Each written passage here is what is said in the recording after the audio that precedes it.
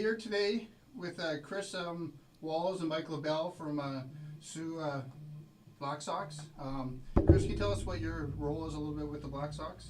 I'm the manager of baseball operations for the 18U team, and I'm also the treasurer for Sault Minor Baseball Association. And so the title is you're the gopher, you're everything. Everything off the field I take care of, yeah. And Mike, we know you're a U18 coach, but also is there other things you do with the Black Sox program? Well, I'm also the president of Sault Minor Baseball, and since the Black Sox fall under Sault Minor Baseball umbrella, their division, so I do have some interaction with them from that end also. So Mike, the first question I have for you is, what's your thought with youth baseball in Sault Ste. Marie right now in 2022? Well, I must tell you, we're overwhelmed with the response we're getting from youth who want to play baseball this year. We're probably going to top out over 600 registrations by the time we get going. It's been quite amazing, actually. I don't know I think it's a combination of a few things. One is COVID is finally over, and people can get back outside and socialize, and kids can interact with their peers. The success of the Blue Jays is having an impact, I believe, in our registrations too. I've been around for a while, so the last time we had numbers like this was back in 92, 93, when the Jays won back-to-back World Series, where the interest in baseball really peaked, and we had a huge response. So this year, again, like I said, almost all our divisions are full. We have more teams in most of the divisions that we've had in 10 or 15 years, to be quite honest. So a lot of work ahead for the conveners and the directors, but we're all looking forward to it and to provide an opportunity for youth to play baseball this year. So one thing is, in Sault Ste. Marie right now is hockey first. Football probably with the SaberCats in high school football. And is baseball coming now? It sounds like a third, eh? Well, I don't know if we're third on numbers up, but I do think we have to provide that opportunity for youth. Not everybody, as you just alluded to, is a hockey player. Not everybody's a football player. Not everybody's a basketball player. Some are baseball players. Some could be lacrosse players. I think the more diversity that we can offer in our community to youth to follow their goals is the way to go. And that's something like you say is, this could be a whole another show, but it's better that they're playing more than one sport. Right? Absolutely. They find that most athletes who play more than one sport benefit more than a single sport athlete. There's been studies done. Now, is that burnout, you think, or just? But I think burnout could play into it, because unfortunately in some of these sports they've gone to 12 months a year, which if that's what the players and the parents are looking at. But I think if you do that too early, that could cause a burnout to a child by the time they get to be, the 15, 16 age, when they go to high school and the world opens up to them. There's so many other things out there. So. And Chris, being I guess director of operations for the whole thing, is there any new developments for this year when it comes to Sault Minor or the Black Sox programs? Well, last year was a really good start. We ended up finishing off our new building, maintenance building, which was between our main diamond and the back two fields. And at the end of last year, we started the process of redoing the batting cages, which is beside our main field. That's going to be fully operational this year. The big ticket item for this year, which we were thrilled to have work, and we made an announcement citywide, was that we partnered with IDA, and they're providing Sault Minor Baseball and the Sault Black Sox, and even in turn Sault College baseball program, with a brand new scoreboard that's tentatively supposed to be installed at the end of June. We're really looking forward to that. Once we have the dates all lined up, we're going to do a nice little ceremony down there. So we're really happy about that. That's the main project. We try to do as much as we can around the field. We've gotten a lot of support over the last few years, and we're looking at projects at all the times. And Mike, even just a scoreboard when it comes to the U18 and Sault College, we're going to talk about it in a little bit, but that just even helps the facility and attracting players to the programs, right? Oh, absolutely, and I think that just adds to the viewing experience for players and adults. Everyone loves to go to a game and be able to know what the score is and what inning we might be in. So this is a benefit from our house league program, to the men's program, to the Black Sox program, to anybody that's going to want to use that field for some activity. The tournament, atmosphere that it'll create is long overdue, and we are thrilled that IDA came on board with us to provide that opportunity for kids. So we are looking forward to that when it's finally installed, as Chris said, make it operational. And for U18, June 10th is the IDA tournament, isn't it, Chris? Yes, we're still finalizing the details, and obviously once we know everything that's locked into place, we'll obviously be letting everybody know. But yeah, we are scheduled for June 10th to 12th weekend down at the ballpark. And Mike, last year, like say 2021, you were one of the rare sports that was able to play in Sault Ste. Marie. And talk a little bit about, was there challenges that season?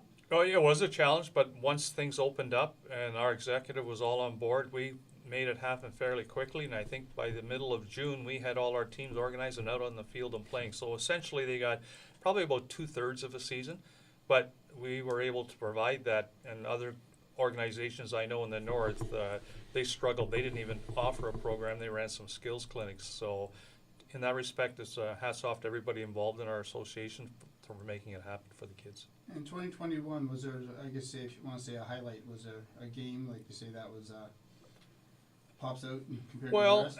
I mean, for us at 18U, it was a shortened season, and the fact that the border was closed to travel both ways, essentially, we were able to play a home-and-home series with a PBLO team out of Sudbury, the Voyageurs, and we played 2 games here in the Sioux, and we played 2 games in Sudbury, and I think we won 1, lost 2, and tied 1, and the 2 games we lost were like 1-run games. So in that respect, that was probably the highlight for the kids, and it showed where they can play and at what level they can play.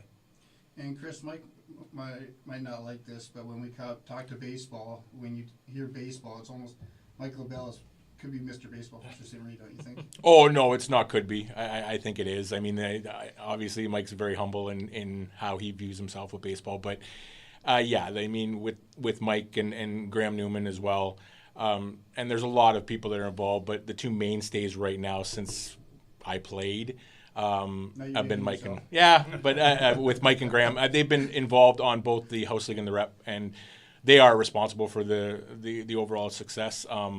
The 2 of them with the group that was involved, I'm not sure of all their names, so I don't want to misplace a name, but they're responsible for Sinclair Yards, our complex. I mean, if we didn't have people like that back in the 90s, then that complex that we have that's still running today wouldn't be where it is. And, you know, the guys that are involved, the women and the men that are on our board now that are trying to push forward and add things, we're just adding to the legacy of that complex. So I would just add to what Chris has alluded to, and I appreciate the compliments, but we have 7 diamonds on 24 acres, and that's for people who may be unsure of what we are, and that we are a non-for-profit organization. We lease that property from the city of Sault Ste. Marie for $1 a year, but all the improvements, any construction, any of the maintenance is taken care of by our membership group through registrations, fundraising, grants, whatever we can access. And I've always told people that some of our banquets are, that is like an unfinished painting down there. There's so much you can do, and it's open to the people on the board and the future generations to develop it to whatever extent they want to. There are so many ideas. We all have the ideas. 2 things have to happen. Somebody has to be able to make it happen, and we need the funds for it to be a reality. But we're moving in the right direction. And just so some people who don't know you, what inspired you to coach? I started out as probably most coaches. After I finished my playing career here playing fastball, for people who don't know what it is, I got into coaching with my son, and as my son moved through the ranks, and I've got to the point, I said, well, you know what, I think when he gets to be 16, I'm not going to coach. Those guys are too old. I don't want to be dealing. Always happens, Chris? Yeah, I don't want to be dealing with the issues. But you know what, as I moved along and I got there, I found them almost easier to work with than the younger ones to some extent. And then when my son graduated and moved on, I'd kind of gotten the bug for coaching. I just started taking in clinics, talking to people, and just absorbing as much as I can. And I find it rewarding to work with these young men and see them progress on and off the field, physically and mentally. That's the most rewarding part to me. Wins and losses are, people go, you win a championship one year, you're a good coach. You lose the next year, you're a bad coach. No, that's not the reality of it. But that's the public perception. Your level right up to the pros, right? Yes. No matter what level you're at. That's right. The expectation is to win. So we just try to develop them there, and it's nice to see these young men later in life, on the street or in their careers, and have good memories of the times they had playing baseball. When they come up and say, "Hey, coach." Yeah, exactly. And still coach, right? Yeah. I had a guy yesterday called me. They were saying, "Hey, coach." This is how nice. Thank you. But that's exactly it. If you say they remember you as coach, you did something right? Yeah. So Mike, not to date you, when did you start coaching? We will have to take a second here. Probably 1990. Probably about 1990. I'm gonna somewhere in that area. Yeah. And what's probably one of the fondest memories you have of your coaching so far? Well, I've been fortunate to be a part of several championship teams at all different age levels, and I've also been a part to see some of these players move on to the next level, baseball, everything from junior college to Division I, to have 3 or 4 of our players drafted by Major League Baseball, which is very rewarding. But probably one of the most fondest memories I have is in the very first year I was coaching, I had a gentleman named Brian Saccaracci who was my assistant coach, and we had a team of what they called Mosquito in those days. I think they're 11U now. You can't use some of these terms anymore, as we know. Yeah. So anyway, the very first year we went to the provincials and we won in all Ontario. And I said, oh, wow, this looks like pretty easy. And then, of course, it took about 10 years before we won another one at a different age level. But it's still always on. That was the first championship team that I coached, and they were only like 11 years old. And we were from the north, of course. When you go to Southern Ontario, they don't know how to play baseball up there. They play hockey. So, but we caught a few people by surprise, and they turned out to be provincial champions. So, and Chris, something we talk about across the table, just me and you sometimes. A lot of people don't know, but there's a lot of players that have gone on from Sault Ste. Marie. Talk a little bit about. We hear about the football players going to university or hockey teams with the OHL or the Thunderbirds, but talk a little bit about baseball. Where Well, for me, it's different. I mean, I grew up, baseball was my sport. I mean, I played high school sports, but baseball was my sport. So growing up, getting into the coaching part and getting onto the other side of it, I kind of started realizing that, the Black Sox program, and I've said it to numerous amounts of people, is that we're the best kept secret out there. I mean, there's not a lot of people that know a lot about our program. We have, I think, close to 40 kids, as Mike alluded to, that have went away on college scholarships. 3 players that are drafted. Next year is the 30th anniversary of the actual Black Sox name. So we're going to be doing something down at the ball field, obviously to be determined what, but we want to, pay homage to the past, the players and all that stuff, and the teams, the championship teams, and everybody that was involved. We've had a good run. Mike's been involved in several championships. Some of our other coaches that are coaching elsewhere right now have been involved in a couple of provincial championships here and there. So, it's a great program. When the program started, obviously,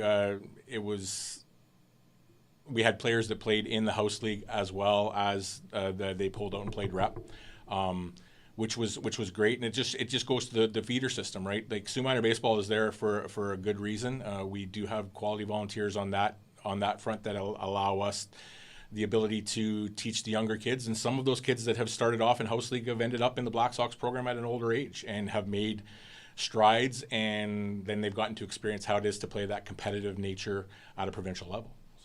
and that's always been our goal at Sault Minor Baseball, is to provide the opportunity for the recreational player and also provide an opportunity for the competitive player, so that everyone is comfortable in their own zone. So we've been fortunate enough to provide that over the years.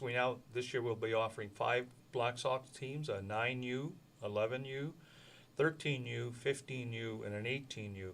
And they all had probably the highest numbers in recent years for tryouts, where they had to make some of those tough decisions and tell some players that they weren't going to be on the team for that team. But that's good for the program. Tough decision for coaches, but that's what you want. You don't want to be out there just looking to find an extra player or two.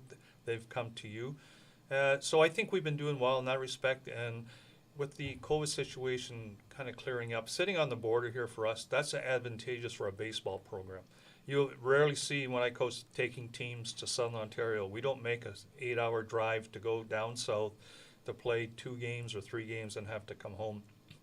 But the only trip we'll make to Southern Ontario in a normal year is we go to the provincials. Other than that, within 3 or 4 hours into Michigan here, we can play top-notch competition, more games, better hospitality, I must say, and less cost and travel on the players and and the parents, I should say. And when you say travel, if you travel 8 hours in the States, you have Indiana, Minnesota, Wisconsin, Ohio, at the same distance, right? Exactly, and like I said, people come here, Americans come here to play the Canadian hockey team, so we flip it the other way. We're a Canadian baseball team. Let's play the Americans and learn to get better. Sure, they offer a high school program, so in the spring we play some of the high school teams, and they get into what they call a summer program, American Legion Ball, and we play them all through the summer, and it really bodes well when we come back and play Ontario teams at the end of the year in provincials. Most of the guys who've been there can tell you it's rewarding to play the American teams, even though you learn the hard way sometimes, but you learn, and that's the bottom line. And Mike, Chris will never admit it, but when he said 40 kids have gone on, he's one of them, isn't he? Yeah, absolutely. He's one of the early ones that went on. I don't want to date Chris either. But again, it's something showing you're sitting here, like you say, talking baseball and that, and still involved. But can you tell us a little bit about how it was for you to leave Sault Ste Marie to play baseball? The process was new. I mean, if you had it to do all over again, obviously you could handle it differently. Obviously times change. I mean, but I was fortunate enough that I played for Mike and I played for another coach, Ed Jordan, who is one of, as you'll find out, now, I mean, he's one of the scouts for Sault College, and he lives down in the St. Thomas area. I had good coaches, and those coaches, they built on the fact that I love baseball. And I was fortunate enough to, get scholarship offers from multiple schools. And yeah, we're dating me, but I mean, it is what it is. Back in the 90s, and it was right, as Mike mentioned earlier, about right when the Jays made their double championship win, and everything was so popular and fresh. The experiences of going through that process were great. I've talked to some kids about it. They've asked me, and I've told them. I said, things that I would have done differently when I was younger is, if schools are interested and you have a chance to visit the school, go and do the stuff, do the legwork, and make sure you're prepared.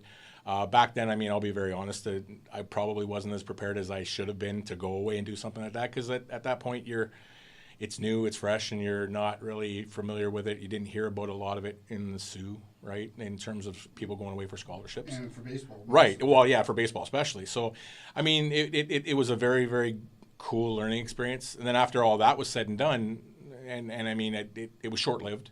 Nothing came of it, which was fine. But sorry to interrupt, but you got schooling out of sport. Well, yeah, exactly. So I mean, it's good in that regard. But the best part was that it opened up the door, as Mike can probably attest. The guys that came after were guys that went away to Grand Rapids. I mean, one of my former teammates and one of the former players of Mike, Jason Piercy and Daryl Wood, they just celebrated their 25th anniversary of Grand Rapids National Championship at junior college. And those are the memories that you just, you keep dear. And I mean, like I said, there are a lot of kids that benefit from the good coaching and manage to get schooling out of it and manage to play baseball at a higher level. But let's be honest here, when we're talking about scholarships at school, you're getting your school taken care of as the priority, and baseball is just the advantageous way of doing it. So. Now, Mike, just to put you on the spot, Daryl Wood, better baseball or better football player? Well, from my perspective, he was a better baseball player. But at one time, maybe I'm dating myself, but probably one of the best outfields I had, and you probably would know these people, was Daryl Woods, Greg Arbor, and Aaron Farah. Aaron Farah got drafted by the Blue Jays. Yeah. Greg Arbor went on to Brock University and is in the Hall of Fame at Brock University. And Daryl Woods, as we all know, is a two-sport athlete, and he played at Wayne State for a while. So that's who we had in the outfield in a few years, and we were winning a lot of games, and you can see why. Being a QB, he had an arm then. Yes. Oh, yeah. Yeah. And he was fast. Yeah. Yeah. So. And last thing we'll wrap up about the Black Sox program. What are you going to take from the Black Sox program taking to the Sault College Cougar program? Well, I think what we have to take from there is that we need people that are committed to the program. I'm not looking for the best athletes, and I know we're not going to get the best athletes. But if we can get people that are committed and are prepared to work at it, with the people that we have in place as a coaching staff to help them, we'll be fine. And we don't have lofty goals for our first year out of the chute, as we say.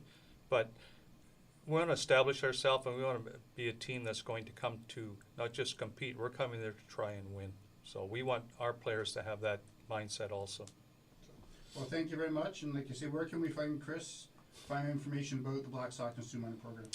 Well, you can visit our website at www.saultball.com. Obviously, all our hosts again are our rep program. There are links on the side.